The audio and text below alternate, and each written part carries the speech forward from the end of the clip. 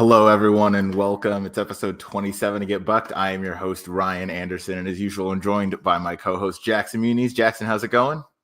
Going good, man. Finally recovered from the Vegas bender. I think about 40 hours without sleeping at one point, but we're past that now and looking forward to this card that I have made no secret I've been waiting for almost a month now. So very excited to get into this.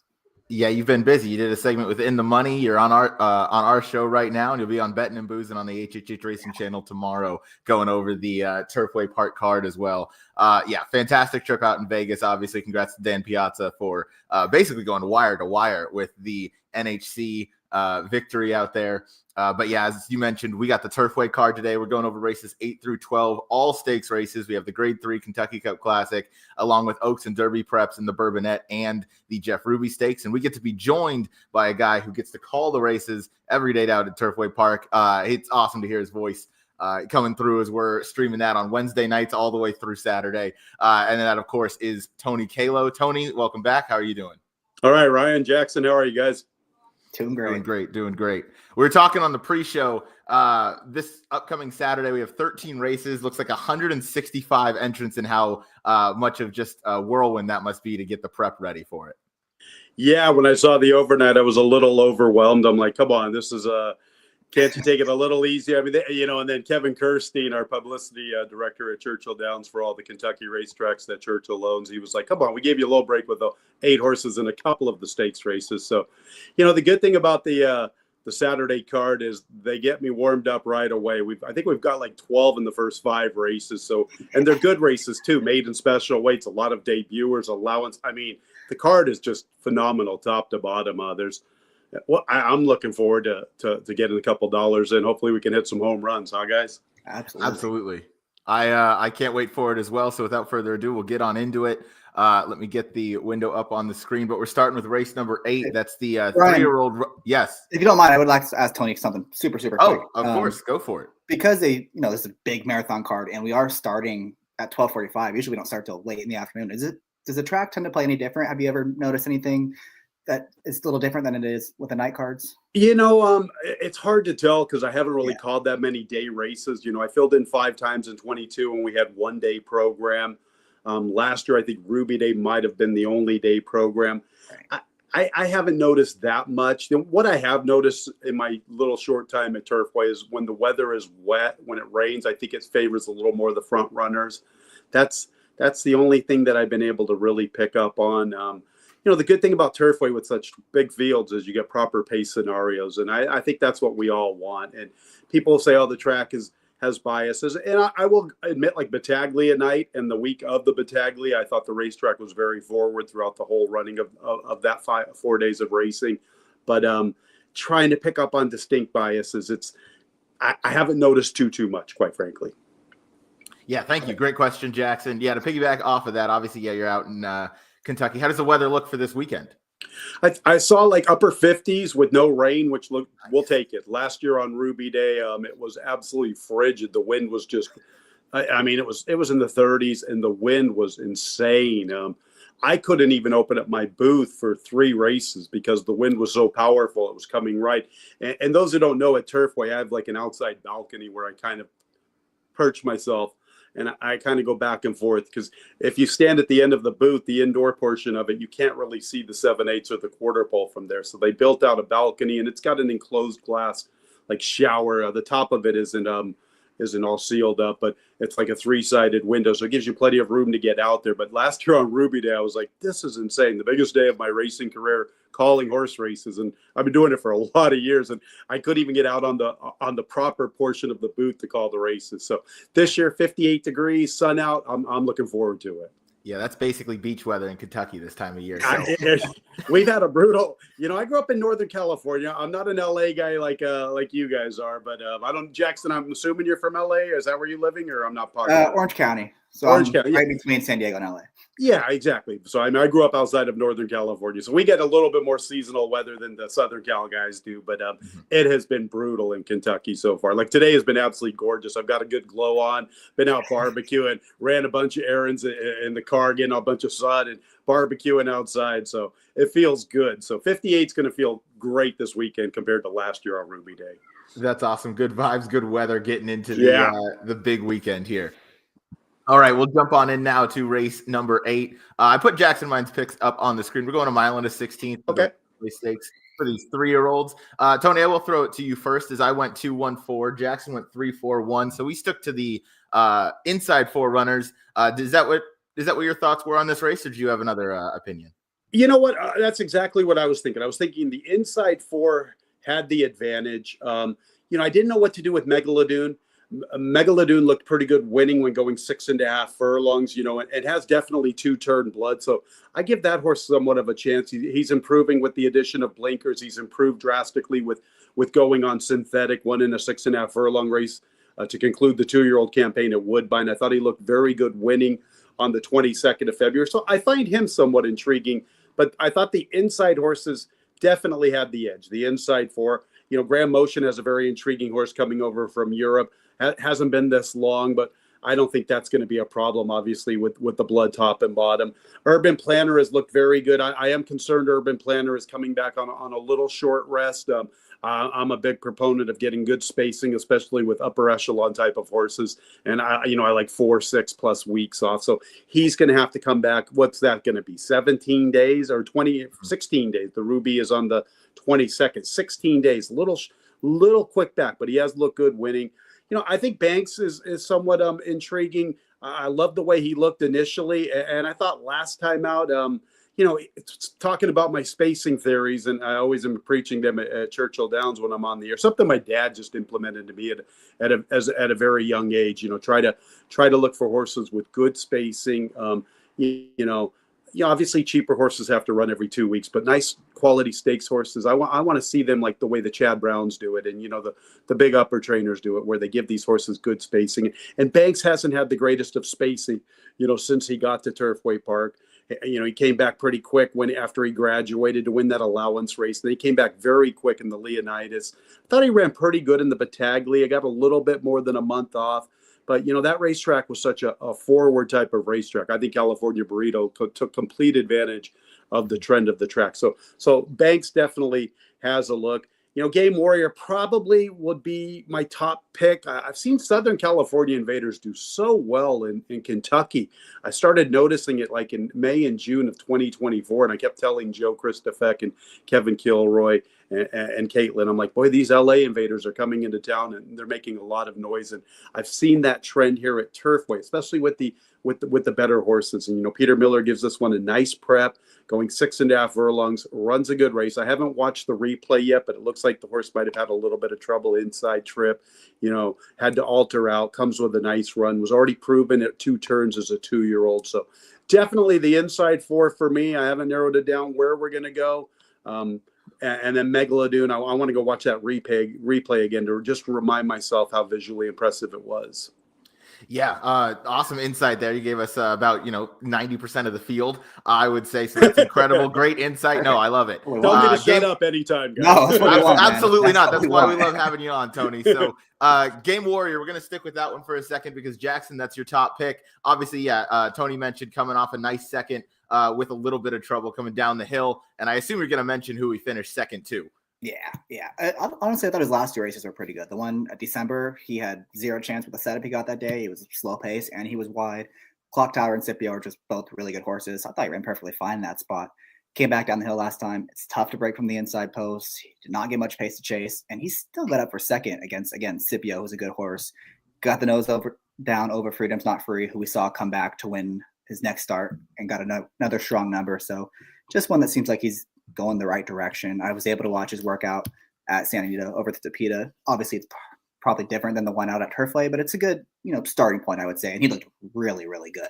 He broke up, I think, 6 lengths off behind Kale's Angel, who's a stakes winner for Peter Miller, and entered later.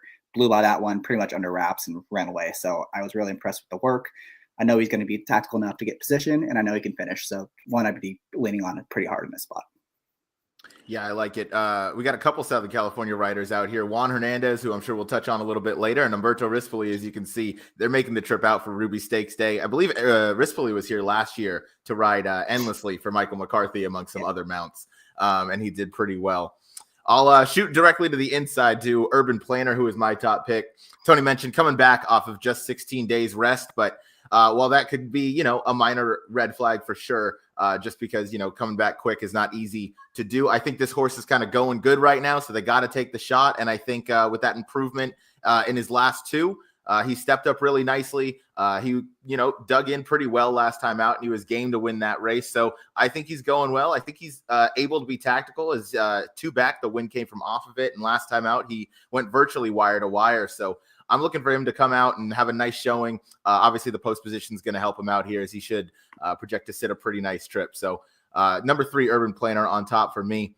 Jackson, I'll go to you. We both have this number 1, End of Romance for Graham Motion, first time out in the States. You have it in third. I have him in second. Him in second. Yeah, I just didn't know what to do with them because there's not really any info. It's still very early in the week, so like the articles haven't really come out. Maybe interviewing Motion, just hearing to see what he has to say. But I mean, he beat an 11-horse field going around a left-handed bend last year. Did it the right way, it seems like, and the time number for that is pretty strong for an October 2-year-old. So again, I don't know quite what to do with him at this point. I'm kind of curious to see if we hear a little bit more later this week, and I'll know what to do with him then. Yeah, this seems to be one of those where watching the board is probably going to go a long way in determining how live this horse is in the race. But seeing Johnny V hop aboard for this first-time U.S. starter is certainly going to mean a lot. Last one we'll talk about real quick. Jackson, you and I have the 4 banks. Frankie Dettori's up. This one came out of the John Battaglia Memorial. Kind of against the pace, as Tony mentioned in that last race to California Burrito, where being forward was the place to be. So I want to give him a shot again. He has a nice bullet workout coming in. So, he came out of that race fine, it would appear. So should be coming in here in good shape. What did you see, Jackson? Yeah, I struggled with him too because he's definitely the class of the field. I think you could argue that's coming out of a better race than what he's facing here. I don't know. Watching that last replay, I thought he got a good trip, and then turning for home, he kind of swung wide and looked like he was gonna run a pretty big one, and then he just did not go on with it. It's one thing if he was kind of maintaining that pace and got beat 3 or 4 lengths, but those front 2 really separated from him. So I kind of struggled what to do with him. I feel like Game Warrior is gonna be a bit of a bigger price. That's why I wanted to lean on him a bit more. Yeah, I gave Game Winner a very deep look in here. That was my 4th choice in this field. I thought those top 4 or the inside 4 rather, are probably going to dominate the betting, and I'd be surprised if the winner came from outside of that. But to throw it back out to Tony real quick before we move on, yeah, the number I believe it's 6, Megalodon, definitely deserved a strong look in here, getting around 2 turns. Yeah, definitely. Obviously bred for Medaglia d'Oro out of Colonel John Mayer. And I like the way the horse graduated. I'm not sure what was behind it. And I know Discotheque had a chance before that race. And he's run a couple decent ones in a row. But, one thing about these 3-year-olds, you never know. They'll jump up out of nowhere on us. They can make a much improvement in a short span. And I always take note of horses that improve with equipment changes. He definitely has. One thing I'll give him credit for is he's been winning without Lasix. We're seeing Urban Planner that has won back-to-back races with Lasix. Now we're in a stakes race, so none of them are going to be able to utilize the Lasix medication. And I didn't used to think too much of it, but sometimes it kind of rears its ugly head. At least we know this guy doesn't need the medication. And I find him as one of the outside horses that's going to give us a little bit of value. He's the one that's kind of on my radar. Maybe he springs a bit of an upset at a decent price, because I think we'll get a good enough price on him for sure. I think the price will be there, no doubt. You mentioned off Lasix for the entirety of his career, so the off Lasix question here is not going to be a problem. And you'd have to imagine with the breeding, 2 turns probably not going to be an issue either. Yeah, I call a lot of races and a lot of horses at Turfway, and sometimes the races kind of escape me. And this one, for some reason, is escaping me just a little bit. I'll start diving into a little bit more replays here. I'm sorry I didn't get into a lot more of my replays for you guys, but okay. I did remember it. I remembered him winning because he's got a different name. So I was like, I remember I had to do some research how to say his name before the race came. So I remember a little bit about him, and I was like, okay, yeah. And I'm always, anytime I see the Medaglia d'Oros, I'm always interested. And I like horses that do things the right way, and here's a horse, obviously, since getting to synthetic and getting blinkers, he has improved his game compared to the debut run. So he's the one that I find somewhat intriguing, but I think we got it covered with the inside 4, and I would give him just a little bit of consideration. Coleman's going to have to step his game up. Obviously Baker Hayfield still is a maiden, Mr. Rose. So another one that I think has to step his game up as well. So I think we got it kind of covered there. It's just like you said, maybe take a look at the board, see what kind of money's coming in with Graham's horse, especially with utilizing the will pays and seeing how, who's dominating the doubles, the pick threes, etc. But it's going to be a good rush away. Only a field of 8, but I like it. It's a nice race. It's a deep and competitive field of 8, so that's how we'll start it off. I'm going 2-1-4, Jackson 3-4-1. All of us a fan of the inside 4, as well as the number 7, I believe, Megalodon in that first leg. Next race, we'll go 6 furlongs. It's the Animal Kingdom. Again, just for those straight 3-year-olds. Picks are up on the board. Jackson, this is the only race that you and I agree on. I went 4-7-6. You went 4-1-6. Tony, did any horses on this race stick out to you? Well, I'm probably going to be endorsing Coming In Hot. I think that's the ones you guys are on. I like the Foundation Factor coming out of the Battaglia. I thought he looked really good winning. Touchy's a nice horse. Touchy's a very nice horse that he defeated on the 4th of January. And Irving Moncada gave this horse a very, very nice ride. His races in one-turn affairs over the Tapeta here at Turfway have been solid. I think he'll get pace to chase. Killjoy wants to show a lot of speed along the inside. Big Vince really has only one way to go. Shan is a horse that likes to be forwardly positioned, at least earlier on in his career. I question, though, with him coming out of those 2-turn affairs, how much that will dull his sprint speed. But I think we get ample pace to chase. And Coming In Hot is definitely my number 1 pick. The other horse I looked at, obviously, is the horse that's had success in Arkansas. If he can translate the dirt form over to the Tapeta, and he had success in one-turn affairs on turf, so I think he has another look. He has a good outside post. He'll get a good stalking trip behind the speed. I think those are the 2 I'm kind of going to key in on. If I can get through with both of them in my multis, then I'm in a pretty good spot. So, Piquant ran very well, as you mentioned. I think one of you guys were mentioning something. Was it your picks, Ryan, 4-1, or somebody had 4-1? I think Jackson has the 1 in second. I mean, Piquant really, really jumped out of the ground last time. And if you think about it, with the presence of Killjoy, it probably only helps Piquant's big late run. So he'd be the other one that I would probably maybe want to include. I like it. Good shouts to Piquant coming in hot. And Kale's Angel, who, 2 back, ran behind Coal Battle. And we all know what he's done out in Arkansas, as he's dominated those 2 Derby preps so far. And I'm looking forward to see him run, I assume, in the Arkansas Derby as his final prep.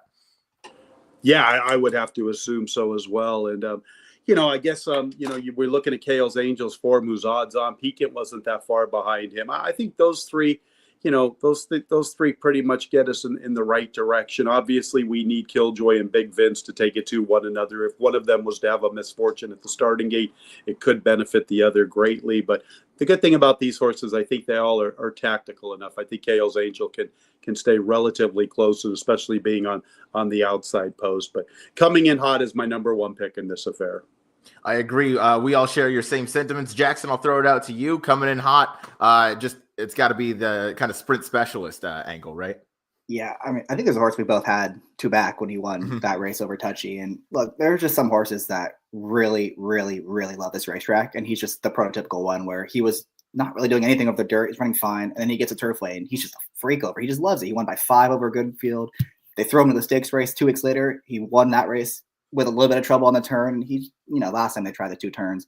And I think they interviewed John Ennis right before, and he's kind of said, we're pretty worried about the 2 turns, but we kind of have to go here because we have a good 3-year-old that clearly loves his track. And it just didn't work out that day. No harm in trying, getting back to what he wants to do. And I mean, if he runs back those races 2 and 3 back, he should be awfully tough in this spot. 100% agree. And you mentioned, when you have a good 3-year-old going good and they kind of take to a track, you got to try them around 2 turns. You got to see how they like it. So, got to respect the effort for trying. I respect it more for them to realize the horse didn't love 2 turns and they're cutting him back to something that he clearly likes to do. Getting him back to 6 furlongs. And with the fact that the 3 of us here all have this shared top pick, that certainly inspires some confidence. I think the sprint game is this one's best effort, and shouldn't be too far off of it. Should be able to just kind of take over, top of the stretch, maybe at the 16th pole, and be home and free. So that's the goal. Jackson, we'll go to the number 1 Piquant, who Tony touched on. So I'll throw it out to you for your second choice. Yeah, another one where he gets a Turfway and romps, wins by 7, and I just could not believe they kept running him back at Oakland. Like, why are you not going back to Kentucky? It made no sense to me. And then he finally did, and he ran really well in that spot, just losing to Big Vince. Another went really fast that day, but Big Vince did get an uncontested lead while going fast. So don't want to be too harsh against them. I think this time Tony mentioned there could be pressure for Big Vince. So if they do go pretty fast in this spot, why can't he come running again and maybe just get up this time? So one that makes plenty of sense and figures, could get the right setup. Obviously love this racetrack. Yeah, loves the track. I'll go out to the number 7, Cale's Angel, my second pick in here. Tony, another one you mentioned, but yeah, I think this one, Peter Miller, I got to respect everything he sends out to Turfway Park because he's done it with a reason. You see that he's, only 1 for 1, but again, shows that he came out here with a purpose. We just talked about his runner in the previous race. Cale's Angel comes in here also in good order. I think, the complexities have taken pretty well to the synthetic so far. So especially in the sprint configuration. So I'm looking forward to Cale's Angel getting out here. Ramon Vasquez aboard. This is another one that just should be sitting the right kind of trip for this sort of race. And if he gets to jump on a horse like Coming in Hot or some of those other deep closers, he's one to kind of look out for because he can kind of get tenacious on the lead. Jackson, did you give this one a look at all or not kind of the race style for you? Yeah, I mean, he obviously has numbers to run back to that are pretty tough. In some ways, I think he might kind of be the key to the race because, if Killjoy and Big Vince just go by themselves, maybe they don't go that fast. But this is the third horse that could really heat this thing up if they do decide to press on the outside. So I think he's going to be a little bit overbet just based on the form lines he's been running against. But he's obviously a contender. He's just not going to be on my tickets probably. Yeah, I can't imagine we're going to get too generous of a price. However, a horse that might present a little bit of value is the number 6, Big Vince, who we both have in third. Jackson, I'll keep it with you. What did you like about this Ravelli trainee? Very, very quick, drawn outside of the main pace rival, and it's going in the right direction with all the speed figures. So if he takes another step forward, he can be very tough. Bit of a concern coming back pretty quickly, and also no Lasix for the first time. So we're gonna have to see how he handles that one. That's why I have him in third. But obviously, on his best effort, he can be right there. Certainly can be respected. Tony, you mentioned something as we were talking at the beginning of the show. Turfway with the large fields consistently, when you handicap and you handicap for pace scenarios, typically they come to fruition. Jackson, you and I love betting Turfway, and I can't remember many times, if ever, that we have said, this horse should be lone speed or there's a ton of pace, and that doesn't happen because there's just an abundance of races or abundance of horses in each race. And that pace scenario just tends to come true one way or another. When you look at Big Vince, do you think he has the ability to be the speed of speed, or do you think there's some others that'll keep up with him early? Well, I think Killjoy definitely has to be considered that he could show some speed with him. He was able to go 44 and change when he graduated against the maiden claimers. Ironically, I guess he's a former stablemate to Big Vince. Larry Ravelli, once upon a time, claimed had Killjoy. So I think Killjoy is legitimately quick, and I'm anticipating both of these two really hooking it up early. As I mentioned, you never know what happens at the start, but you can't go into a race going, oh, this one's not going to break and he's going to be the lone speed. So, the thing about Big Vince that concerns me a little bit, like, you look at his race 2 back and he goes 46-3 and he opens up a big lead and he's hanging on for dear life. Now, granted, the horse that he beat came back and won this past weekend. I don't know if you saw him. It's a Brad Cox trainee, Masayoshi, and this is a horse to keep an eye on. This horse is an incredible late running 1-turn sprinter. He's had 2 races and he's just absolutely come from nowhere. This most recent race even impressed me more than the.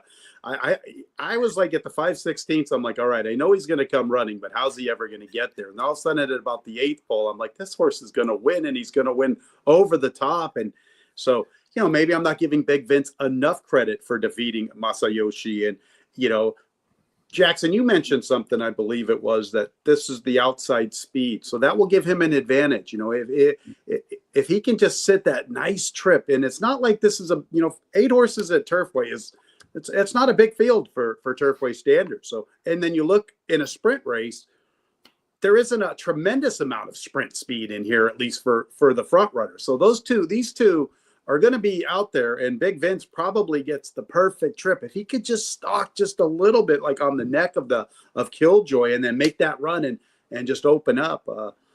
he's definitely been impressive. That's, and the more I'm looking at it, and I think McElroy's on the undercard. So that's a horse that I've had my eye on ever since that debut run. And now with Masayoshi coming back the other night and looking super impressive, that only, I think, makes McElroy look even more so that we got a key on. So, Big Vince he's a nice horse. Just coming back quick, got to show us without the Lasix. But hey, done nothing wrong in 2 starts at Turfway.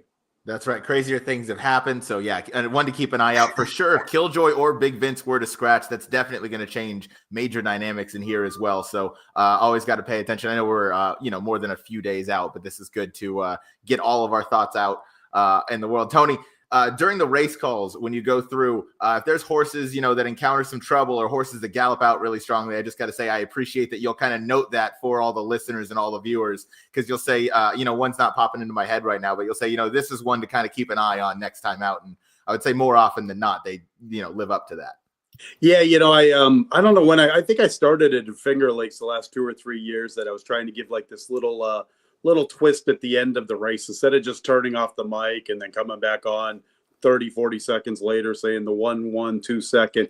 Wanted to kind of like sum up the race, talk about it a little bit, and it's always good. And we've been trying to get our cameraman, and I think he's been doing a good job getting us a good gallop out, and a lot of racetracks don't take advantage of that.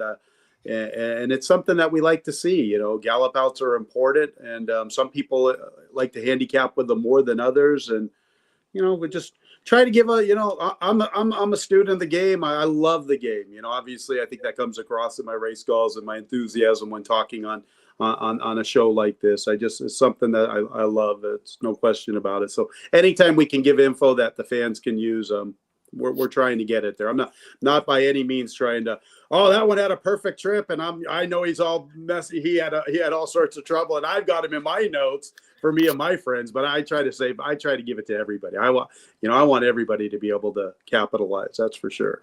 Yeah, without a doubt, your passion comes through on the mic for every call. And yeah, shout out to you and the Turfway crew for getting those gallop outs because, if you don't pay attention to them, then fine. They're just on the screen for you. But if it's something that you really like to pay attention to, it's a hard camera angle to try and find. And it's hard to gauge who's galloping out better. So if all the tracks show it, that's just better for the better. It's going to be better for, handle and everything else long term.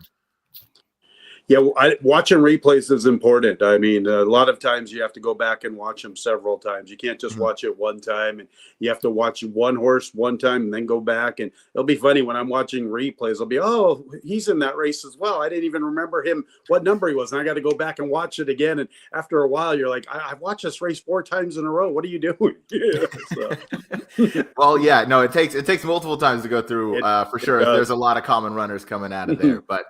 That is race number 9, the Animal Kingdom Stakes. I went 4-7-6, Jackson 4-1-6. Tony Calo in agreement with us as the number 4 coming in hot as our top pick with the looks to Kale's Angel. The speed's coming from the number 2 Killjoy and the number 6 Big Vince. We'll move on to race number 10. It's the grade 3 mile and an eighth Kentucky Cup Classic. Let me throw Jackson and mine's picks up on the screen. I went 10-6-3. Jackson went 7-11-4. Jackson, we're actually going to start with you this time. We're going to go to the number 7. Let me get out there as we don't have post positions and numbers up there yet, but we do have the number 7 Tappet Shoes, your top choice. Yeah, well, Tony just talked about the importance of watching replays. And I think at Turfway, more than any other track, it's super important because there's 12 horses and there's a lot of things happening. And a lot of times, you can only fit so much in that little comment line right there. And this horse had trouble a couple of different times in this race. He kind of checked early. It was either in the first turn or just on the backside. And then he just got so far back there and was coming up with a run down in the far turn. And you can't really see it on the replay, but you actually hear Tony say that he checked it, steadied again, rounding the quarter pole. And again, you can't see it, but you see the rider of the number, I think it was the number 6, like look back to see if he cut him off or not. And so obviously something happened again on the turn. And he still came with his run late, couldn't quite get there. Again, he was one that was too far back, came running. I think the stretch out to a mile and eighth is going to really help him because we saw him 2 back run really, really well at a mile and a quarter and beat a really good Brad Cox horse that day. So I think more distance is going to be good for him. Looks like there's a decent amount of speed in here. I think the 13, if he does draw in as well, is another horse that's going to add some pace in here. Just hoping he isn't quite as far back as he was last time. He can be a little bit more tactical. Don't leave himself as much to do. I think this is the horse you're going to want from off the pace. And I think, especially coming out of that race where I think Hush of a Storm, who beat him that day, had pretty much everything go his own way. I'd much prefer Tappet Shoes to Hush of a Storm. Yeah, they all come out of a common race. You mentioned the AE horse, Tucson, who was just running at Gulfstream Park and was running some really strong numbers up on the front to be a strong pace presence. So that would certainly help set it up for Tappet Shoes. Tony, in the Kentucky Cup Classic here, what were your eyes attracted to? Well, Jackson, I love your horse here, Tappet Shoes. This horse had a lot of trouble on the 15th of February. He would have won the Dust Commander. I think he was making a move up the backstretch, and it might have been even going into the VAR turn if memory serves correct. Once again, I got to go back and watch this replay, but I've been waiting for this horse, and he's going to be a player. He's definitely going to be a player. I think we're going to get a good price on him too. I don't think he's going to get as much love as some of the other ones. He's definitely. I mean, he's my borderline number one pick. I've got my boy in this race. My boy is Verstappen. I called him in 2022, and he's one of my favorite horses here at Turfway. So I've definitely these are my two picks. They're my top two in this race. But Tappet Shoes had a lot of trouble. Jackson mentioned the horse that he beat two back, a Brad Cox horse, Nyquick. I mean, they are well clear of the next horse who was able to come back and get to the winner's circle. And you mentioned something, Jackson, that he was a little too far back last time. I believe sometimes when horses run in like mile and a quarter affairs, it dulls their speed. Right. So he had that mile and a 16th race. So he found himself a little further back because he was coming out of a mile and a quarter race. Now we're going to go a mile and an 8, and this horse is going to get a good trip. We're going to get a good price. He had a ton of trouble, and I'm super excited about him. When you picked him, I'm all giddy inside. I'm like, look at this guy. He's got my horse. What's he doing? But I like it. I like this horse a lot. Encino's a cool horse. I'm going to be against him in this spot. He's going to have to prove it to me. Verstappen, I think, is a legitimate racehorse. You guys, he loves this racetrack. The only question maybe could be, is a mile and 8 too short for him? I don't think it is. He was able to win going a mile and 16, 3 back. I thought he was going to run big in this race last year, and he basically, I don't know what happened to him. Perhaps it was just a lot of races, a tough 23 campaign that caught up to him. It seemed like they gave him a good little break thereafter, so something went amiss. I was willing to forgive the Sycamore. It's a tough comeback race. He is a legitimate racehorse. I think he deserves top billing. I think he's the horse to beat. Those are the top two I'm looking at. With that being said, it's a cool race. I mean, Paros looked great winning the Prairie Bayou, and I don't know what happened since then. He came into the race in great form. His last two have been a little subpar. If he could rebound, he's a player. But the two right there that we just talked about, those are the two that I like, Tappet Shoes and Verstappen. Give Mercante a little bit of a look. A horse that Mercante was able to beat last time out came back and won a nice allowance race the other night for Mike Maker. The name is escaping me right now, but Mercante and him were dueling on that 12th of February affair, and he was able to exit that affair and look very good winning. So Mercante would be a little bit of a long shot sleeper pick, but boy, the two right there we talked about, I'm probably just gonna have to suck it up and go those two, because I think some of the other races coming up we're gonna need to spread. So if I can get a little skinny here, skinny's not really in my vocabulary, but we're gonna try it here. I like it. Tony, you mentioned you might have to use just those two horses on your ticket. Are you a horizontal player when you are able to get some bets in or get some plays in? Yeah, that's the way I like to go. I mean, that's pick sixes. Pick sixes used to be my ticket once upon a time. They're a little expensive now. And the 20 centers, I kind of try to wait for mandatory days. That's when I think you get a lot more bang for your buck. But growing up in California, obviously, I've been on Jason Beam's podcast before. We talk about the hysteria. Might have been a little bit before your guys' time. You guys are a little bit younger than us, but boy, in the day when I was working at Bay Meadows and Golden Gate Fields in the publicity offices, whatever Santa Anita would have that carryover, just the buzz around the racetrack and the old $2 pick six and nothing. I always say it, like tournaments. There's nothing like seeing your name climb up the leaderboard and pick sixes. There's nothing like being alive for 6, and you get to see how much money you're playing for. Those two type of things are what really get me going in horse racing. Will pays and just, that. So without a doubt, pick 4s, pick 5s, pick 6s. Those have always been what I love. Yeah, seeing your name climb up a leaderboard or seeing what you're alive to in a horizontal sequence, pick 5 or pick 6, those are the two best feelings in racing without a doubt. They really are. It's obviously sometimes you're like, oh, we're only alive for 10,000. I thought we were gonna be alive for 80,000. It's an awesome feeling. And my big scores, they haven't been as big as they used to be once upon a time, but the game's gotten a little tougher. And I just think sometimes these tickets, you need a lot of ammo. And in order to hit the really, really big ones, you got to have an all button. I was looking at the pick 5 the other night at Turfway, and you had our Queen Stakes. So the horse that won at Light Spirit was in pretty good form. So let's say if you had a little bit of guts to single Light Spirit in that affair. Simcoe looked like a free spot to me the other night in our late pick 5. And the other 3 races, if you singled those 2 and went the all but in the other 3, it was a $216 ticket, and it comes back $60,000. Sometimes I look back in hindsight and I'm like, wow, I loved Simcoe. Light Spirit, I knew was going to be a major player.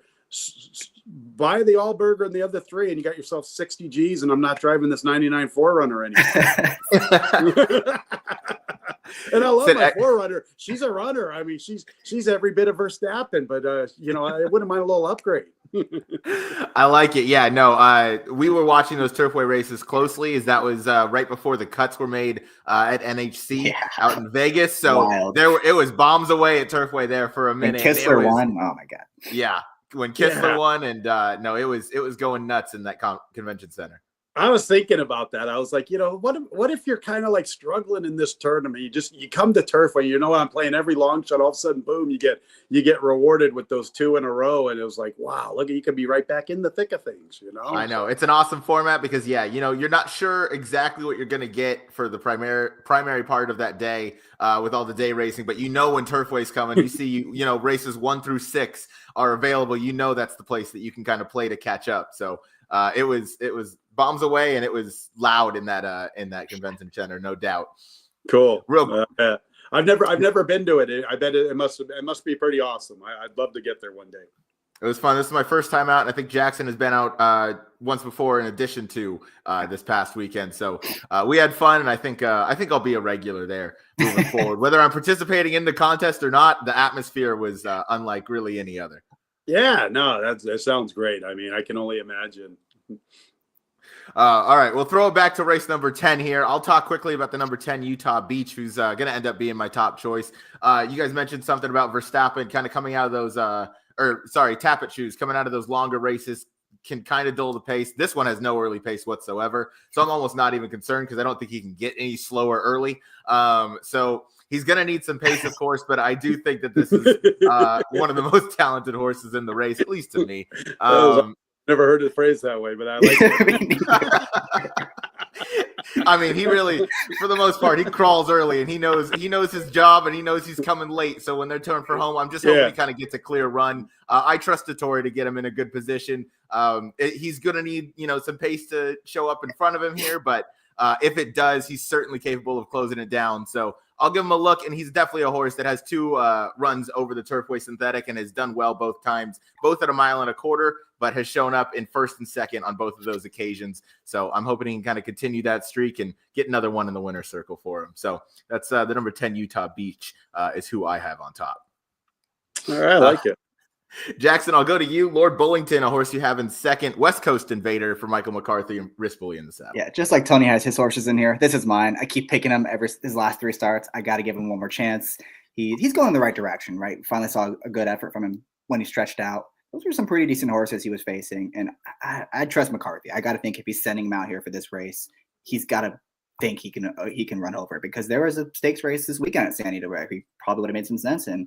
But yet he shows up in this spot, and I know he's 0-9 at the meet, but in the winter meet, whatever it's called, the first meet, he won plenty of races during there. He historically does really well here, so I trust him. I think this horse is going to run well, and if he keeps going, if he keeps improving like he has been as of late, I don't see why he can't be right there at the wire. Without a doubt, Michael McCarthy certainly can train him up well. Worth mentioning that last race that Lord Bullington comes out of. There Goes Harvard was trained by Michael McCarthy and pretty much went gate to wire, if I remember correctly. And Easter, the second place finisher, is running this Saturday at Santa Anita, and he figures to be one of the favorites in a Grade 3 race going a mile and a half. So you got to figure that the form is already holding up pretty well. Lord Bullington comes in here, and you mentioned it, Jackson. McCarthy knows how to get him ready, especially for these big Saturdays, as he's had quite the handful of them out in Southern California recently. Yep. Stick with number 4, Mercante. Yes, number 4, Mercante is Jackson, the horse you have in third. Yeah, Tony already covered him a little bit. Just to add to what he was saying, Call Protection, who he dueled with put away last time, came back to win, improved his buyer by almost 10 points. The 5th place finisher, Gamer, came back to win, improved 14 points. And the 7th place finisher, Verbal, came back to win and improved 6 or 7 points, I think it was. So that was obviously a very, very live race he's coming out of. He's drawn well on the inside. He has that tactical speed that you love to see over this racetrack, where he can go to the front if he needs to, but if he needs to sit that pocket trip, we know he's more than capable of doing that. And, Ramos is riding really, really well as of late the last few weeks. I feel like he's winning 2 or 3 a day every time I look at it. So, a lot of things pointing in his direction. I think he's going to be a bit of a price in here just because on figures he's a little bit light, but he should get a pretty good trip in this spot. So I'm going to use him at a price. I like it. That's number 4, Mercante. Yeah. Spoiler alert. I'm very deep in our pick 5 tickets here. I am. This is, one of the spreadiest legs, I would say. Had some other opinions elsewhere, but another one to talk about real quick is the number 6 Encino. I'm hoping I can get a bit of a price, but I kind of went, this horse is going to be forward. The number 10 Utah Beach is going to be coming from way out of it. So kind of covering both bases there. And Verstappen obviously can kind of be mid-pack, you would hope, if he gets a little more speed now that he's back adjusted to the shorter distance coming out back out of the 1.25 miles. But Encino, I loved his Turfway efforts, especially going back to last year when he won the John Battaglia. He just lost last time out to Mindframe, who won pretty convincingly, but that was his first race in quite some time.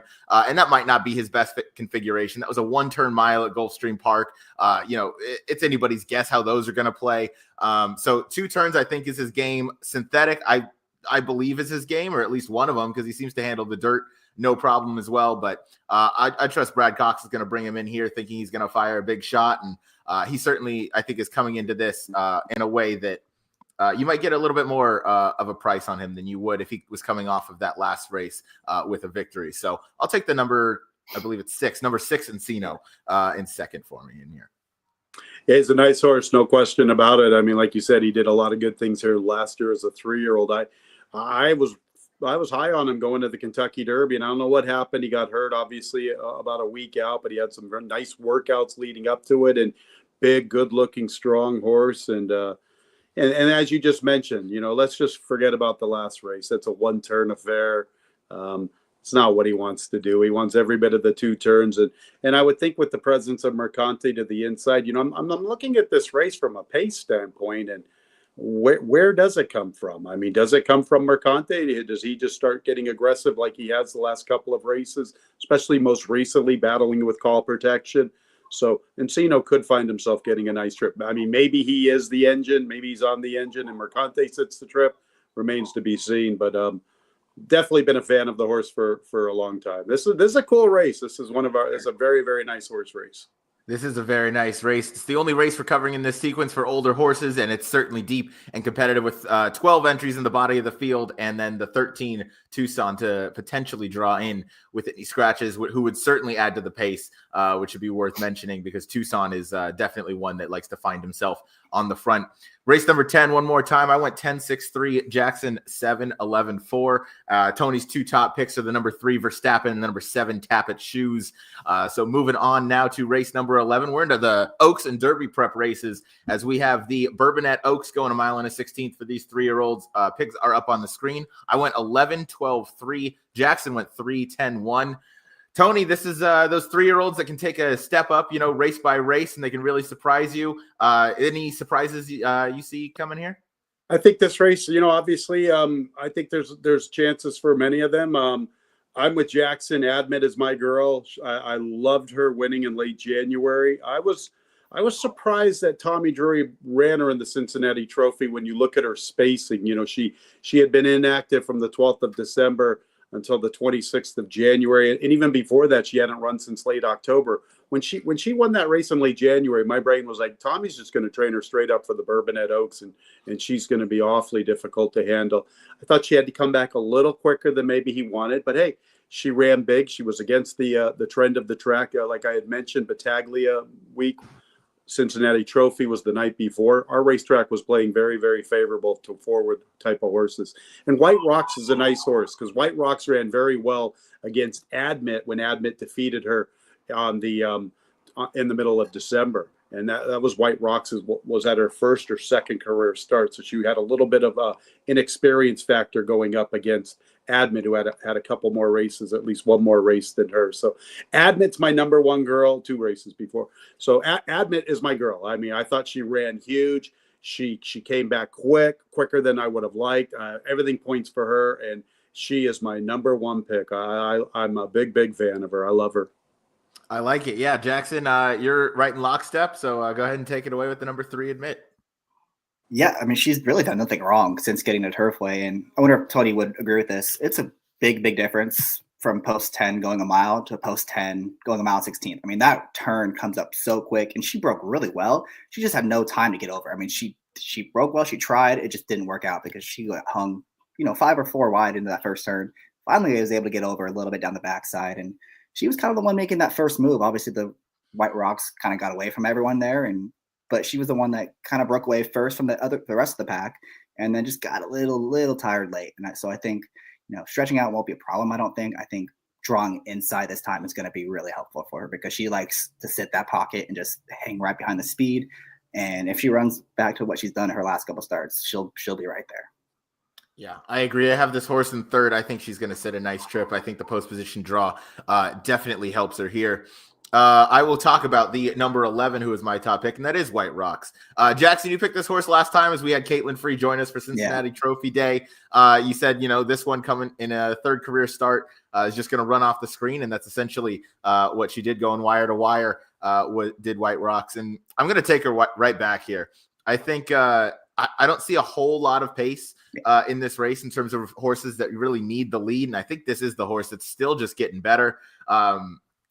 I mean, if she wants to, she's going to get the lead, and I think that's exactly where I picture her. Again, open lengths in front, and hopefully she just continues that all the way around. I know in that maiden race, the fractions were a little bit slow, but then came right back at the mile and went, almost 1 second quicker to the quarter and almost 3 seconds quicker to the half. So she really picked it up, and she really held on there towards the end. So she did that off Lasix. So that question has been answered, at least in my book. So I want to see her do it again. Obviously, you're going to add an extra half a furlong here. So that could make a difference if she goes too fast, too early. But I think she's a good horse. It's improving. And when those fillies are going good, you want to hop on that train because, they tend to keep that form, for a while. So I'm taking the number 11 White Rocks on top. Not sure the price I'm going to get. Obviously anything too short and, might have to end up a different direction, but horizontal plays, this is a strong play for me because I think she's going the right way.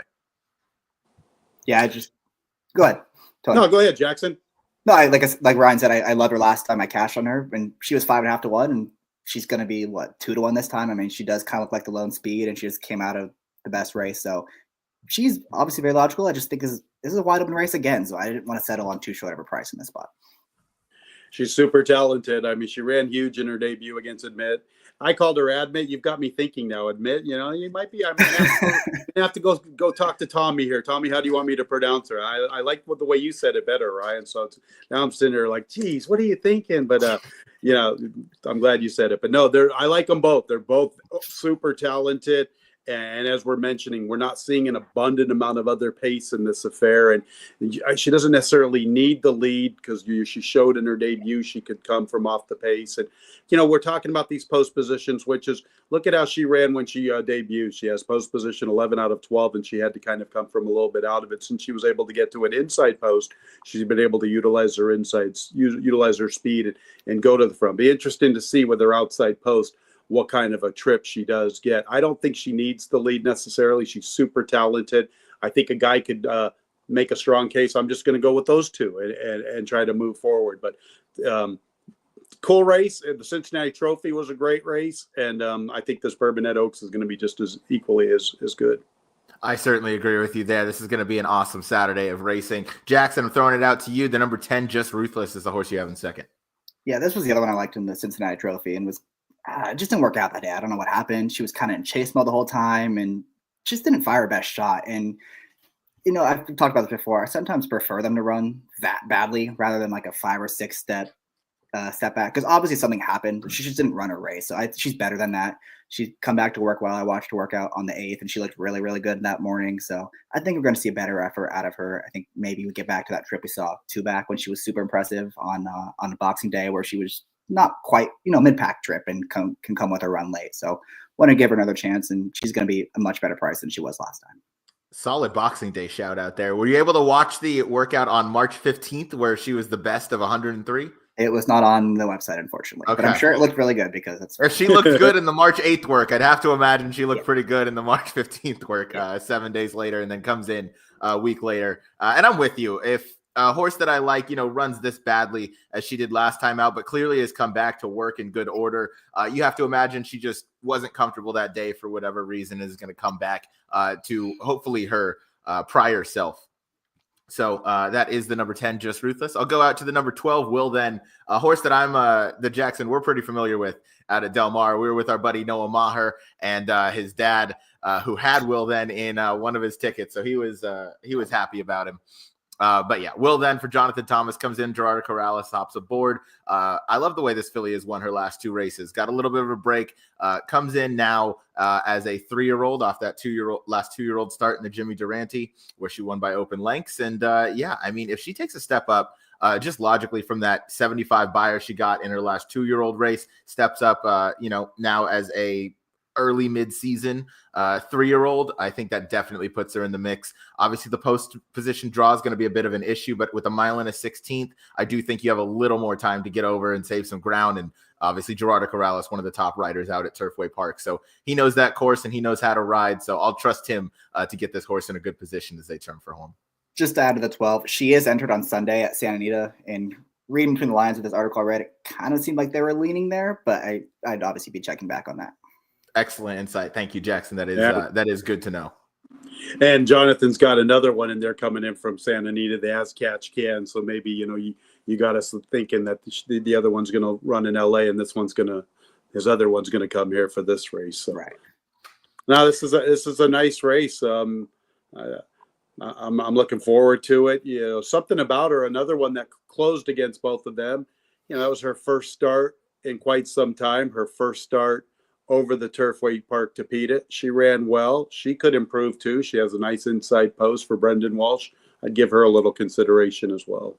Yeah, she certainly deserves a long look. Coming second off the bench, she fired a nice shot, improving again off her late season 2-year-old numbers to take a step forward. So second off the bench, she could be a major threat with a nice cozy post position draw as well. Yeah. Jackson, you're gonna cap us off here with this 11th race with the number 1 Resolve. Just another one that has tactical speed, drawn really well. Could be the class of the field, arguably coming from out west. She keeps getting tough trips. One of these days, she's going to get a really good one and run well. Obviously, the Peta is a question mark, but they're shipping here for a reason. You have to think they think she can handle it. So one I'm going to use on my tickets as well. I agree. This is one I gave a look to, possibly as kind of that underneath key horse. So she's always a hard trier, just hasn't quite gotten there in the last couple, but has certainly shown a lot of ability. So one I think I'll use underneath if I play something vertical in these races, which certainly could, because there's plenty of places to find some prices. Race number 11, I went 11, 12, 3 one more time, and Jackson went 3, 10, 1. And Tony, top picks were the number 3, Admit. Yeah. Now I got it confused. And the number 11 Will Then, the number 11 White Rocks in the Bourbon. You're listening to the call Saturday, see what he comes up with. Yep, that's right. I'm going to listen to the call very closely on Saturday and see what we hear. But until then, we'll go on to race number 12. That is the Jeff Ruby Stakes. It's the Jeff Ruby Stakes, technically. Try saying that, right? Yeah, exactly. So race number 12 here, I went 9, 5, 6. Jackson went 10, 2, 12. Tony, I got to start with you for the big race and the big day. Who looked off the page for you? I'll tell you what, this is a cool race. I think Poster deserves to be the favorite, winning on the turf at debut at Ellis, then winning thereafter at Keeneland, winning and to conclude the 2-year-old year in the Grade 2 in the Remsen. I thought he ran very well in the Sam Davis on a racetrack that was a little bit more speed friendly. Owen Almighty coming back, flattering him. He deserves top billing. I'm definitely going to use him. I like Baby Max as well. I think I like Baby Max better than California Burrito. I think Baby Max was kind of up against the track a little bit more that day. And I thought, he made his run. Now he's going to get blinkers on. He's going to get reunited with Cedillo. Not that, Luis Saez is, he's a hell of a jockey, that's for sure. But I like Cedillo getting back aboard. But I've got a bomb in here, and I don't know. I'm just going to have to stick to my guns, and it's Giacoso. He's 30-1. I called his maiden special weight victory at Ellis, and I thought it was awesome. He ran well in the Iroquois thereafter on dirt in a one-turn affair behind Jonathan's Way and Owen Almighty. When he won the allowance race in November at Churchill, I think I was on set, and I said, ladies and gentlemen, this is your Jeff Ruby winner. I'm willing to forgive the Risen Star. 30-1 to me is just insane. I know this horse wants turf. I know he has ability. A little bit of a hit and miss. Sometimes he gives you the finger, or sometimes he just doesn't run good, right? So but at 30-1, when I saw the morning line, and I'm gonna stick with him. He's my boy, and I'm gonna rock this world with Giacoso. I like it. That's a huge bomb. He comes in here second off the layoff for DeSormo, who can certainly pop at a good price. Jaime Torres has been riding excellent. Obviously had a couple of nice grade 1 wins on Seize the Gray last year, but comes in here. He's going to give this horse a nice trip, I'd have to imagine. This horse's turf numbers certainly fit if they transfer over onto synthetic. We've seen the Not This Times pretty much, whether you're synthetic sprinting or you're going 1.5 miles down the hill at Santa Anita or whatever you need to do, Not This Time could pretty much do it. So I like it. That's a bomb. I'm never going to talk anybody off of a long shot pick. So best of luck in here. I love that you're sticking to your guns. And yeah, you can draw a line through the Risen Star. That race was kind of run a little weird. Magnitude obviously freaked that day, going wire to wire. So lot to look for in this one, coming second off the bench. So I like it. I like it a whole lot. Jackson, we'll go to the number 10 as soon as I get out there. I forget what horse that is. I want to say, is that Poster? That is Maximum Promise. That was close. Yeah. Go ahead. Take it away. Yeah, I made a case from last time because I just thought it was really strange that McPeak brought him back off the August layoff in the Lecomte over at Fairgrounds. I thought it was kind of a really bizarre move off a 6-month layoff, and he ran fine that day. He split the field, got fifth, and I just felt like that was really gonna set him up for the last time when he ran at Turfway. And Tony's mentioned a couple times that day, which is very speed favoring. He seemed very up against it. The pace was slow, and he was really the only horse that made any kind of move from the back of the pack. Everyone else kind of just ran in place. He came with his run. I was impressed with the way he ran that day. I think he's got to move forward again off of that. The Peak Barn typically does. So I wanted to give him another chance here. With the Tory riding, we've seen how aggressive he's been as of late. I don't think he needs to come from dead last. Obviously, he broke the maiden on the lead. So if he can be a little bit more forwardly placed in this spot, improve in his third start off the bench, I think he's a horse that I'm going to be betting pretty heavily in this spot. I like it. Certainly makes a lot of sense. Third off the bench for McPeak. He's improved in his last two since returning off the layoff. So I look forward to seeing Maximum Promise run. I'll talk on the number 9 here, Poster. I believe Poster scratched out of the John Battaglia, if I'm thinking of the correct horse. That was the other Godolphin, I think. That was. I think it was the other Godolphin as well. The one First Resort. Yes. First Resort. Yes. Thank you. Okay. Perfect. So that makes sense why I couldn't find anything on Poster scratching out of the John Battaglia. But anyway, yeah, came out last time in the Sam F. Davis. You mentioned it, kind of ran behind Owen Almighty and John Hancock, who both were, forwardly placed that entire race and kind of dueled basically down the entire stretch. But Poster came up and picked up the pieces. I just think this is a horse that's going to like the synthetic. Owen Hardy's obviously had a really great meet, 7 for 23 at 30%. You see Johnny V take the mount. And Owen Hardy, second off the bench is going to be a lot better than that first appearance. So for him to be that confident to throw Poster pretty much into the Derby Prep Stakes, right off the layoff since December at Aqueduct, now into this race. That certainly inspires some confidence in me. Has had some works over the Turfway Park course as well. So this horse has been here for a little bit and certainly seems to handle the synthetic well enough in the mornings that Owen Hardy feels it appropriate to put this horse on the synthetic for the afternoon for the Jeff Ruby Stakes. So Owen with the number 9 poster on top for me should create a good showing. It's his regular track where he trains. He's primarily trained at this racetrack throughout his career. I think just the one time that he went and worked at Tampa is the only time not. So it's definitely where he does all of the stuff. I think he deserves top billing, no question about it. He's the deserving favorite. I think he's the horse to beat. Jackson, I like your pick as well. I bet Maximum Promise in the Lecomte. I don't think Brian really asked much of him in that stretch run. I think it was just basically like, hey, you know what? We're not going to be able to get there, and he needs the race. Let's not take too much out. As you mentioned last time, we talked about it, against the flow of the racetrack. He's the only one that's really coming home pretty good. It's a nice pick by you. I'm going to use those 4 horses. I'm going to use Baby Max. I'm going to use my top pick, and I'm going to use both of your guys' top picks. I like it a lot. Yeah, Baby Max is on my ticket as well. He's the number 6 in here. Jackson, I know you liked this one last time out, and that one, that race kind of had a whole new dynamic. Didn't you? Yes, I loved it last time. I can't believe he lost. Like, I thought he was going to win for fun on the turn. I thought he was going to win for fun on the stretch, and he just never went by. I was kind of annoyed. Imagine, do you think that maybe that's why they add blinkers for this occasion? Probably. I mean, you got to turn the tables on California Burrito somehow. So you do. He's coming out of that last race working nicely. Of course, that John Battaglia was, you had to re-handicap it once you heard that First Resort was going to scratch. Yeah. So everything kind of got, thrown upside down a little bit. But yeah, Baby Max did look home free, kind of top of the stretch, and just never quite went by and got the job done. So going to have to turn the tables, but blinkers on here could do just that for Kelsey Danner, who's having a stellar meet at Turfway. And Tony, you mentioned it, Abel Cedillo gets back aboard. He clearly knows this colt really well. So gotta look forward to the reuniting right there. Jackson, we'll go to the number 2. Charlie's to blame. Obviously, we have a good friend named Charlie, so don't blame him if this horse loses. But what'd you like about this runner second off the bench? Yeah, another California horse. And, I did a video with Mikey P over in the Money YouTube channel, and we both made a really strong case for this horse as well. And just one that seems like he's going the right direction. The race at Del Mar, I think you loved him that day. He had a big win bet on him when he broke the maiden. Did it really impressively. I know he had an easy lead, but he ran away from those horses, and Muscled and Legitimate are both Michael McCarthy trained horses that have come back to win, really improved their figures. I think that was a strong race. It was a good effort. Last time they shipped him to Gulfstream, same thing. It was a race where it seemed like there was a lot of speed, got to the front, kept going, held on.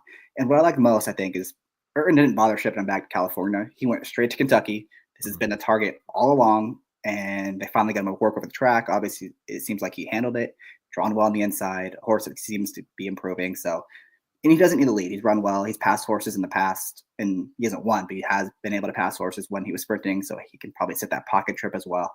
Just one that I think is going to be primed for a big effort on Saturday. I'm just going to use those 2, the 2 and the 10. You can make a really good case for about 10 of these in here, but we're going to hope we can just get by with those 2. Without a doubt. Yeah, I like it. Charlie's to blame. Obviously, nice showing out at Del Mar. But above that, you mentioned it. The trainer clearly seems to have a plan in mind for this horse. Shipped out to Gulfstream and then right back to Turfway. Didn't go all the way back to California and then come back out. Went to Turfway. Has been working there, where Peter Earn has had a good string of runners out at Turfway Park this season. He's 4 for 22.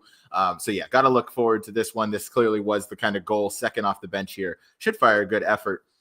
Tony, before we kind of wrap it up, and I know one other horse that I think we could look at too is Flying Mohawk. Whit Beckman has been really training with pretty good results in 2025 so far to start. He's got a couple nice fillies that could maybe be Oaks bound, and this one hasn't done much wrong either. His last 2 races have been rock solid. That race 2 back at Churchill to conclude his 2-year-old campaign. That's a big run. Comes home like a good thing. Wins by a good margin, puts it all together at Fairgrounds. Maybe I need a few more because I looked at Charlie as well, Jackson. So this is when I was talking about Tapit choosing Verstappen, I think this was the race that kind of had me thinking I wanted to have some good coverage coming home. It's so tough. I mean, this It another horse I is. looked at really closely. Like you can make a very good case for him as well. I mean, it's a great race. I'll say this: I'm so pumped up about this race. Not like last year. Endlessly we kind of had a feeling was going to be a pretty short price and pretty difficult to beat. His credentials seemed like they towered over his rivals. This year's version, Poster, I think, deserves top billing, but boy, you've got some rapidly improving horses. My top pick, maybe it's a little stab in the dark pick just off what I remember him as a 2-year-old. But the horses that we're talking about, Maximum Promise, Charlie's, this horse, there's some nice horses in here. So this is a pretty cool Ruby. It is a very cool Jeff Ruby Stakes, and we've seen in years past, obviously last year, Endlessly, they kind of went a different route after trying the synthetics. They didn't go, to the Derby there. But in previous years, you had runners like Two Phils and Rich Strike kind of use this race as their final prep. Do you anticipate one of these runners making a big splash in the Derby?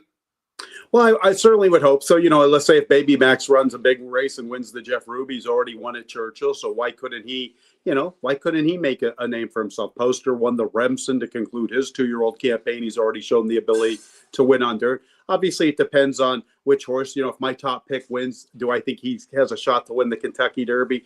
Probably not. It looks like more of a turf and synthetic type of a horse to me. But you never know. Last year, Endlessly actually did go to the Derby. He ran up the track.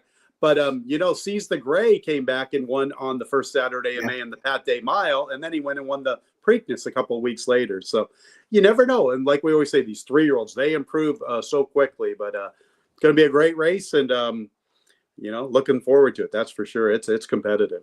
Me as well. Let's Jackson. not forget Rich Strike coming out of this race to shock the world either. Of course. Drawn in, basically the morning of, and then, shocking everybody. Gosh. That's another one, huh? We talk about what could have been. Think about it. Like let's say we're playing our pick 5s or pick 6s, and we're alive to Steve's horse Epicenter and Chad's horse End, and okay, I'm alive for them for good money. Why don't I just go back and use the all button on top and the try, and you can pick up a quick 2,500. Right. Insane. Absolutely insane. We'll never forget that one, no doubt. Jackson, he's not joking. That's the number 12. Go ahead and take us home with your third choice in here. Yeah, the case for this one is kind of similar to Gio Coso, or that he was running really strong numbers as a 2-year-old on the synthetic, and if he's able to improve from those numbers, the one time he went 2 turns was at Woodbine on the synthetic. He got a really strong 84. The time for him was a lot higher. 113 is roughly around mid-90s Beyer translation. So if he's able to improve from that performance, why can't he win this race? Obviously, last time something happened. He didn't run his race. Maybe it was just the dirt. Maybe he just needs to get back to this surface. So I think it's going to be a massive price. I'm going to use him probably pretty prominently underneath. I don't know. Maybe I'll throw him on a saber as a bomb in these horizontals. But you owe it to yourself. Don't let him win at a big price and the thing pays big balloon numbers. Yeah, you kind of have to, right? And I'm a Woodbine guy. Got to go with the Woodbine horse a little bit there. And this barn is going really well right now. They've been selective with their horses, but the ones they have around have run well. Hey, didn't mind that bird come out of the gray once upon a time? I think so. I think he did. Talking about and the Sunland Derby. Mind that bird. And he took the strangest path, the Derby, but it worked. He did. Hey, as long as you get in the gate, as long as you're in the dance, that's all that matters. But Jackson, I know you're a big Woodbine guy, but the way you're picking winners at Turfway, it's certainly translated over to there too. So that's race number 12. I went 9, 5, 6. Jackson 10, 2, 12. And our guy Tony with the bomb, Giacoso sticking to his guns on top in there with some respect to the morning line favorite Poster. Tony, I got to thank you a lot. You took some time out of your day to come join us. A ton of fun having you on. Your passion for the game is obviously super clear. We love hearing you on the mic. Love hearing you roll the R's on everywhere from, Gray Daria, who just ran this past weekend, who, Jackson, you and I, that was we told everyone in the room she couldn't lose. That was embarrassing. Yep. Right on, guys. Yeah. No, it's cool. Thanks for having me on. Hey, you know what? I got a horse for us we can start the day with in the second race, Whippoorwill. 2 horse. Go watch the replays of Whippoorwill in race 2. Let's go. I vaguely remember, I think you mentioned this one. This is one of those you mentioned kind of after the conclusion of the race. Yeah. Yes. Well, Golden Sunshine's going to run in the Bourbonnette Oaks, and she had a huge gallop out, and Whippoorwill was the one that I caught my attention that race. So I might have just killed our price. Son of a gun. That's the nice guy I am, though. I'm the team player out there, you know. Love it. I like it. I'm gonna note that down. I'll watch the replay and I'll get to work on that second race there. Hopefully we can make some build the bankroll for later in the card. That is an extremely competitive race. Tony, before we get out of here, just got to thank you. We're both Southern California guys, and we heard you give a shout to Trevor Denman the day of his retirement on Befriended. That was an excellent call. Happy, things worked out in the race that you were able to, do something like that. Had to be a ton of fun. Obviously, a guy you admired as well. Yeah, Trevor's a great guy. And, I don't know if you guys know, but we were both born on September 24th. And all these years, I always get to tell all my friends I'm not even the best race caller born on my birthday. But now that Trevor is retired, I think I have that. I'm hoping. I think you got that one in the bag. Somebody's gonna come and dispute it. But right now, I'm taking it. Without a doubt, Tony. Yeah, we're going to crown you the best race caller born on September 24th. Right on, guys. Thanks so much, Tony. Have a great rest of your day. Good luck this week and this weekend with a huge, basically festival of racing that's going on. Starting tomorrow, going through Saturday with concluding with the Jeff Ruby Stakes. So all the best to you, Tony. All right, Ryan Jackson. Thanks a lot, guys. Thanks, Tony. Of course. Take care. All right, that was Tony Calo, obviously. So much credit and thanks to him for taking the time out of his busy schedule. Jackson, you and I got some Pick 5 tickets to go over real quick here before we get out of here, because in 20 minutes, we have our show number 2 over on the HHH Racing channel. We got Pacific Horse Players going down. So Pick 5 tickets are up on the screen. I went actually, you kick it off with your $60 play here. Yeah, to be honest, I don't even know. Well, we'll get into that later. Okay. I'm going to single in the first leg. I'm going to go with the Peter Miller horse. I just think he's going to be the right kind of price in that race. And if I'm wrong there, I'll just come back and play the pick 4. But I do think that horse is very live. We're going to hopefully get through that spot.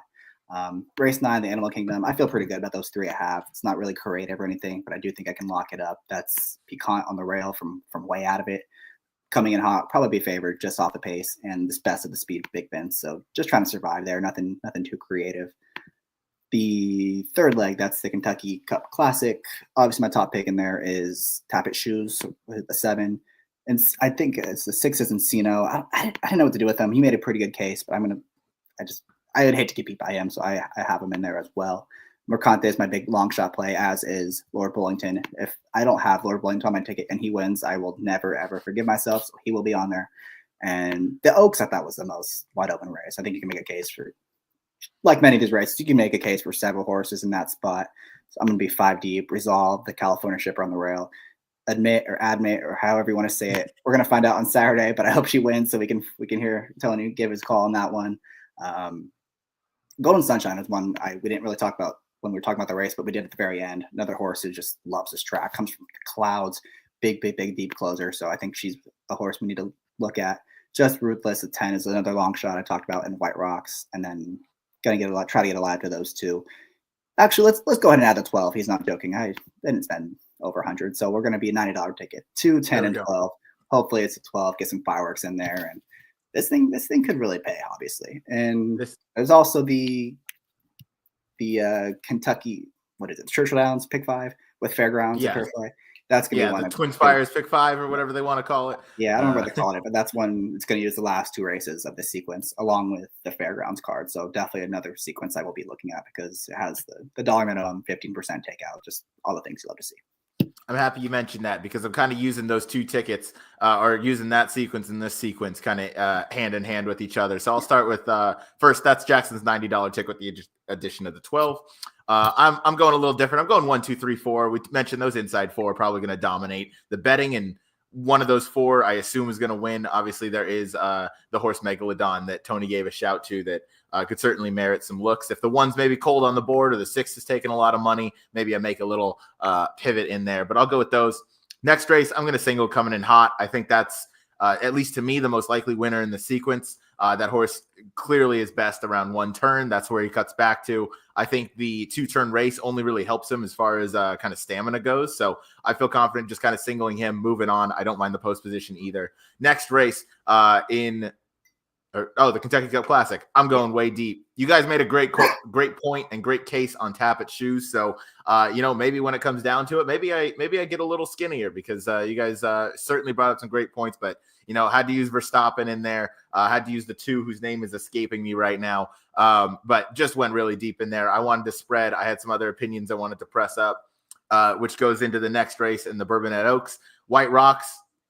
Jackson, you loved loved her last time. I love her this time. I think she gets loose again on the lead. I think she's just going the best of the fillies in this race. Obviously, she's going to have to step it up a little bit again, but she seems to be so comfortable, and she has just great early speed that doesn't appear to be taking too much out of her. She does it all kind of naturally. So she's come back to work really well. I'm going to take White Rocks right back at it in the Oaks. And then I'm going real deep in the Jeff Ruby Stakes.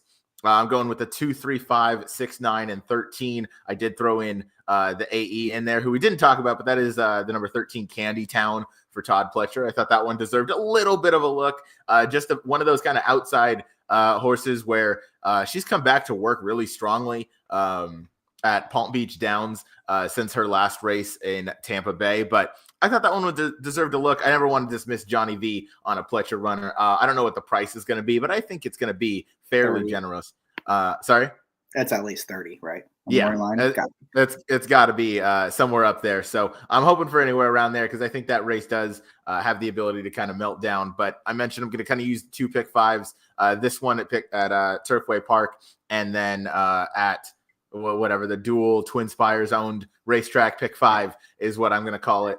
I'm definitely going to use that, and I'll spread a little deeper in the Oaks, and I'll probably skinny up in the Jeff Ruby Stakes to my probably my top selections. Number 9 Poster obviously warrants a ton of respect in that race, and I think is one of the best. And you obviously gave a good shout to the number 10 in there, Maximum Promise, and some others. So that's an $84 ticket as it stands right now. Go ahead, Jackson. Well, that's a good point about you can use the 2, because I think there are 3 races at Fairgrounds. I think one of them is a Sierra Leone race. He's going to be 2 to 5. Good Cheer is the second leg. She's going to be 3 to 5. 2 to 5. Whatever they're going to be. There's 2 short prices that exactly. At first glance you can probably single. I haven't really looked too much, but it's a good idea to try to leverage the 2. Yeah, that's my thought. Just because Sierra has you mentioned it. Sierra and Good Cheer, 2 singles right there, at least to me. Good Cheer has a run over the Fairgrounds course and won nicely, albeit versus a very scratched out field. But again, I just don't think there's any fillies right now that really can go toe to toe with her unless Cipriani shows up. And then Sierra Leone, as you mentioned, going to be 2 to 5. And he has a win over that Fairgrounds track as a 3-year-old. So I know he likes it. The long stretch is to his benefit. And honestly, that's probably the race I'm most looking forward to this weekend is the New Orleans Classic. Just getting to see the Breeders' Cup Classic winner run again at 4 years old. That's going to be good for the sport. That's good for everybody. Of course, we have the 3-year-old champion Torpedo, who just ran back a couple weeks ago at Oaklawn as well. So big year for the older horses, but awesome show covering these 5 races at Turfway Park. Again, everybody, thanks for watching. We had about 200 of you guys join us for the duration of the show. Shout out to Tony Calo one more time for giving us his time, insight. That's an awesome guy to talk to. I look forward to having him on more in the future. Jackson, we got 12 minutes before you'll see our faces again on the airways of YouTube over at the HHH Racing channel for the Pacific Horse Players, hosted by Noah Maher. Yeah, man. Anything to say besides be right back? Yeah, I am in first place in this contest, jockey. So cheer for the 2, and I will win the whole thing. So come on. Oh shit! There we go. All right, go 2 at Western Fair Raceway on a Tuesday. I've been Ryan. It was free. I didn't put money into it. Yeah, no, it was free. Contest jockey's a great thing. I'm Ryan. This is your co-host Jackson. We'll see you in about 10 minutes over at the HHH Racing channel. Thanks, everyone.